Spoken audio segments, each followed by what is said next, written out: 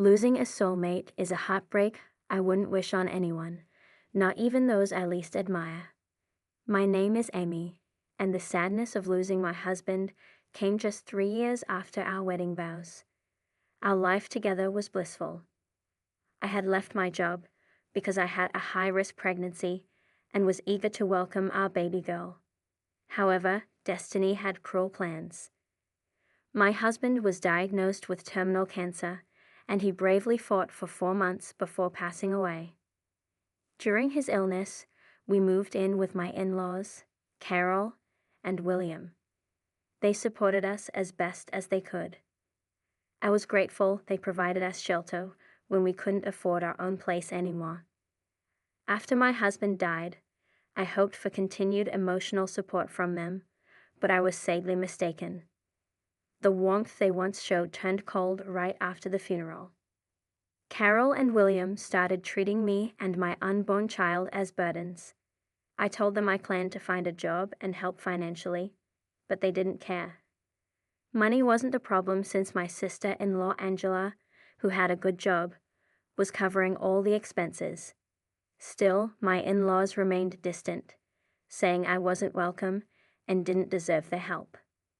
William bluntly told me that to them, my connection with their family ended with their son's death. Desperate, I begged them to let me stay a few more days, especially because of my risky pregnancy. My father-in-law shockingly suggested abortion as a solution, and Carol didn't object. Their hostility reached a peak when they tricked me into going to an abortion clinic, pretending it was a health checkup. Realizing what was happening, I protested and left.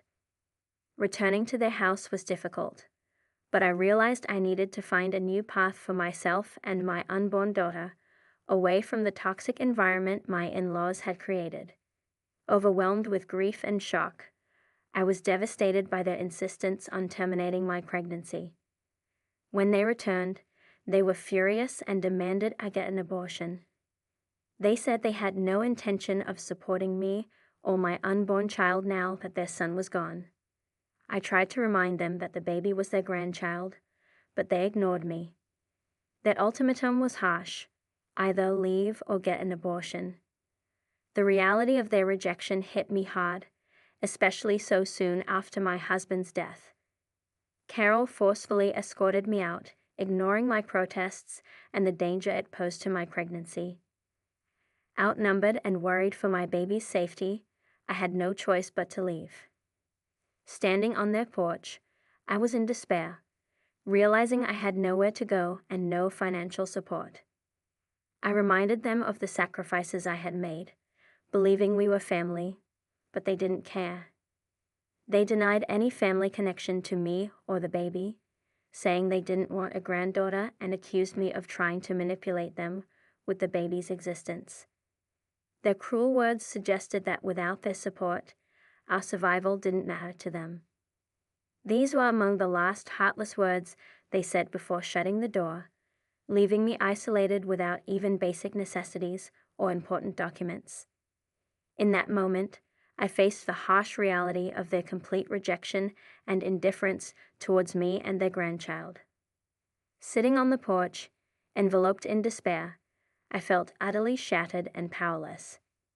After crying uncontrollably for about 30 minutes, Carol and William confronted me again, demanding to know why I was still there and insisting I leave their property immediately. They threatened to call the police if I didn't leave, which was the final push I needed to understand they were serious.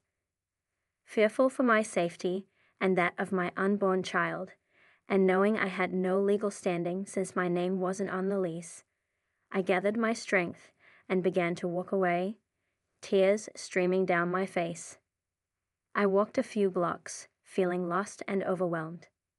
I decided to call Angela, holding on to a sliver of hope that she might offer me some support. As soon as she answered, my emotions, amplified by pregnancy hormones, burst forth uncontrollably. Somehow, through my sobs, I managed to tell her where I was but couldn't say much more. Angela, alarmed by my distress, quickly came to pick me up. Angela's home became a safe haven for me. She gently comforted me, reminding me to try and control my tears for the baby's sake. She didn't ask for details, but focused on helping me feel better, even preparing food and a smoothie to calm me down. Once I was somewhat calmer, Angela, with a serious tone, urged me to tell her what had happened. Her assurance of support, no matter what, was comforting to me. I hesitated, knowing that her parents were involved in my problems might change things between us. Angela, something significant happened. It's about your parents, I managed to say, bracing for her reaction. Angela's response was a moment of silence, a pause that felt like an eternity as she processed what I said. Her promise to support me, especially knowing I carried her niece, was strong. But the news that her parents were at the heart of my despair tested that promise.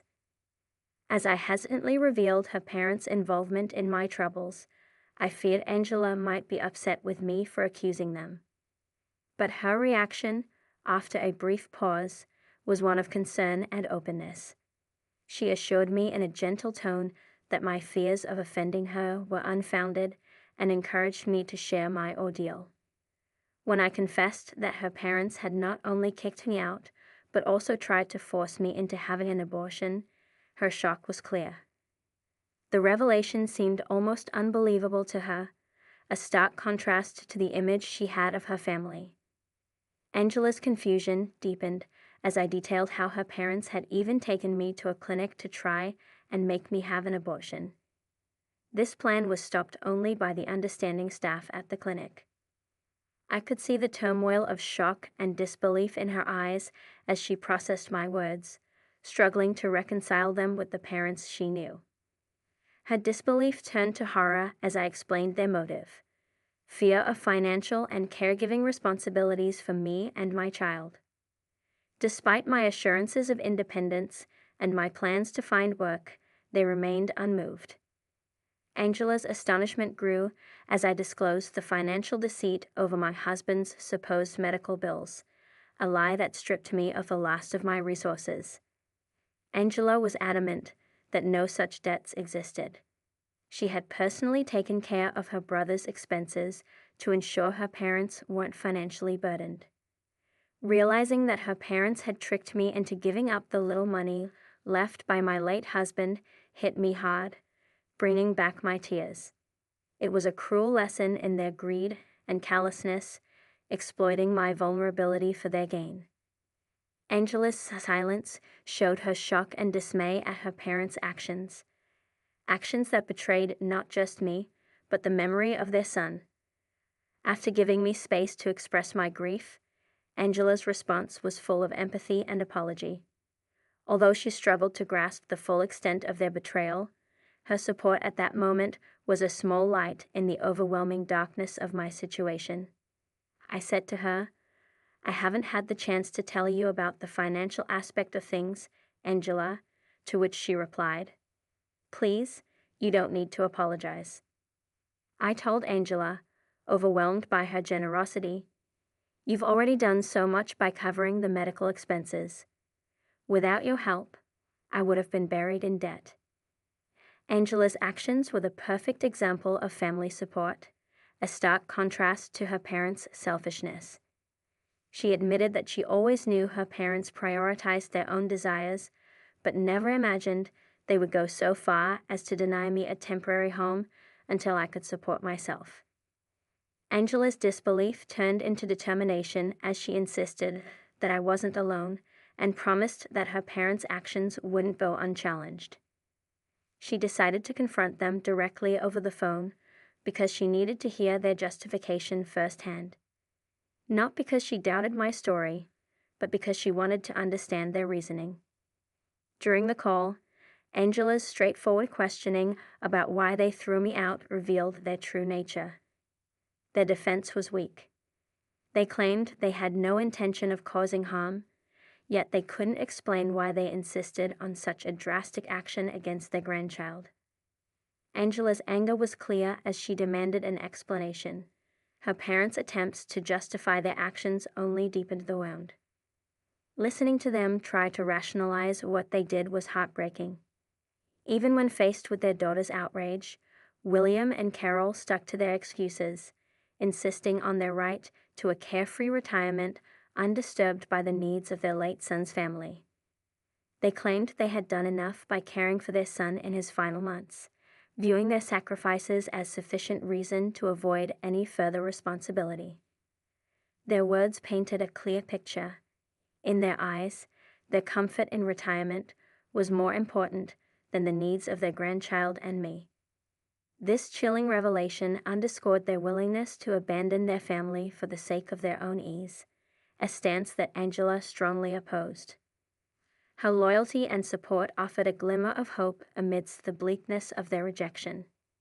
Hearing Carol and William's words was like a blow to my already fragile state. They were adamant about persuading Angela to abandon me, portraying me as a burden who would exploit her kindness. Their harsh advice to Angela, to leave me to fend for myself on the streets, suggesting it would bring me to my senses, was unbelievably cruel. Their words plunged me into despair, fearing for my future and that of my unborn child. But just as I felt the weight of hopelessness, Angela's response ignited a spark of hope. She challenged her parents with fierce protectiveness, questioning their humanity and the values they claimed to uphold. Angela reminded them of the financial support she had provided, which allowed them to retire comfortably, highlighting the irony in their claim of hard work. Her anger showed her disbelief in their actions and intentions.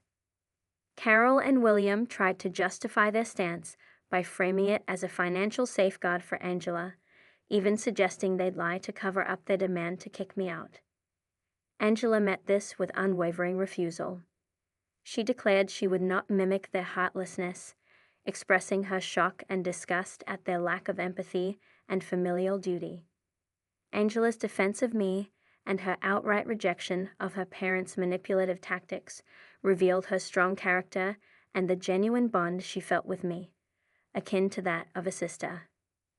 Her fierce response to their demands and her readiness to stand against them showed her strength and resolve to protect what she believed was right, regardless of the personal cost. Her parents' attempts to impose their will were met with Angela's firm refusal to conform to their heartless demands, challenging their motives and ethics. Angela's stance not only defended me, but also upheld the memory of her brother, reflecting her deep love for him and respect for the family ties her parents were so quick to dismiss. Her courage and integrity in the face of such family adversity were a beacon of hope in what felt like an endless night. Angela's bold declaration that she would cease her financial support was a significant turning point, leaving William and Carol shocked. They had never anticipated that Angela would take such a drastic step in my defense. Even I was surprised by Angela's determination to stand up for me so firmly. William and Carol were in disbelief, unable to grasp the reality that Angela was serious about redirecting her support from them to me and my unborn child. Their reaction to Angela's stance was a mixture of confusion and denial, questioning if she really intended to cut them off financially over what they dismissively called a stupid woman. Angela's resolve was unshakable. She corrected them, emphasizing my importance and her commitment to support me and her future niece instead of funding the comfortable lifestyle of her parents, who were more than capable of managing on their own. Her declaration marked an end to their exploitation of her generosity, signaling a new priority: my well-being and that of my baby. This stance by Angela left William and Carol scrambling, their earlier confidence dissolving into panic as they faced the real possibility of having to fend for themselves financially. They attempted to backtrack quickly from their initial demand for my departure to a sudden willingness to welcome me back, which was a clear sign of their desperation. They even went so far as to retract their insistence on abortion, suggesting a newfound readiness to figure things out. Angela then passed the decision to me, her smile signaling a power shift. It was my moment to address the situation, to highlight their wrongful actions and seek accountability. Calmly, I voiced my doubts about their sincerity, pointing out their egregious behavior and the lack of a genuine apology. Confronted with this, William and Carol hastily offered their apologies, a stark contrast to their previous stance. They expressed regret for their actions and extended an invitation for me to return, promising to make amends. This sudden change of heart was a testament to Angela's influence and the realization that their financial stability was at stake. The situation underscored the power of standing united against unfairness and manipulation, shifting the dynamics in a way that demanded respect and acknowledgement of wrongdoing. Struggling with mixed feelings, I confronted William and Carol about the deceitful way they had manipulated me out of my late husband's money, despite Angela covering all the bills. Their scheme had unraveled, revealing their dishonesty and exploitation at a time when I was most vulnerable. Seizing the moment, I demanded the return of the money they had unjustly taken, emphasizing that they had no right to it given their lack of support during my husband's illness. Reluctantly and likely feeling cornered, William and Carol quickly refunded the money through PayPal. Then, they reached out to Angela, suggesting a return to normalcy, as if a financial repayment could erase their wrongdoings. They even proposed setting up a nursery, attempting to lure me back with promises and pretenses of family unity. However, their assumption that a simple apology and refund would mend fences was misplaced. Their expectation of forgiveness, despite their initial willingness to disown me and my unborn child, was a testament to their entitlement. They seemed to believe these gestures were sufficient for reconciliation, overlooking the depth of the hurt they had caused. Firmly, I rejected their notion of family and forgiveness. Their actions, particularly their attempt to coerce me into an abortion, were unforgivable. The audacity to suggest that my daughter would want them in her life after they had so clearly rejected her was appalling. I made it clear that my child did not need such grandparents, emphasizing that their initial rejection and subsequent superficial apologies could not undo the harm they had inflicted. Angela stood by me, reiterating my lack of forgiveness and reaffirming her decision to withdraw her financial support from them. This decision was not taken lightly, but was a direct consequence of their actions and their failure to truly acknowledge the gravity of their wrongdoing. William and Carol's reaction to this finality was one of desperation. Their pleas for us to reconsider, driven by the sudden reality of facing financial responsibilities without Angela's support, were pitiful. Their earlier confidence evaporated, leaving them to reckon with the consequences of their actions, a fitting end to their manipulative attempts to control and discard us according to their whims. Watching William and Carol face the consequences of their actions was both tough and satisfying. They tried to make us feel guilty, but it didn't work. Angela decided enough was enough. She was going to collect my things and then cut ties with them. She even said she'd bring the police to make sure they couldn't keep any of my stuff. True to her word, Angela arrived with a police officer who turned out to be her boyfriend, a surprise to us all. Despite their pleas, I had moved on and blocked them. Angela didn't stop there. She told her whole extended family about what had happened. They were appalled by William and Carol's behavior and rallied around me instead. In the time leading up to my daughter's birth, I was wrapped in a cocoon of love and support. I landed a job through a friend, set to start once daycare was sorted for my little one. For now, I'm staying with Angela, who's been encouraging me to save up for a house to secure our future. Her boyfriend has been an incredible support system. I managed to get a restraining order against William and Carol, thanks to statements from the abortion clinic, ensuring they stayed away from my child and me. My baby girl is healthy and blessed with her father's dark eyes. Seeing them for the first time brought tears to my eyes, and Angela has been my rock through this, choosing to sever ties with her parents permanently. Life took a turn for William and Carol. They've downsized to a small apartment and had to return to work because of financial strain. It seems karma has come full circle, placing them in the very situation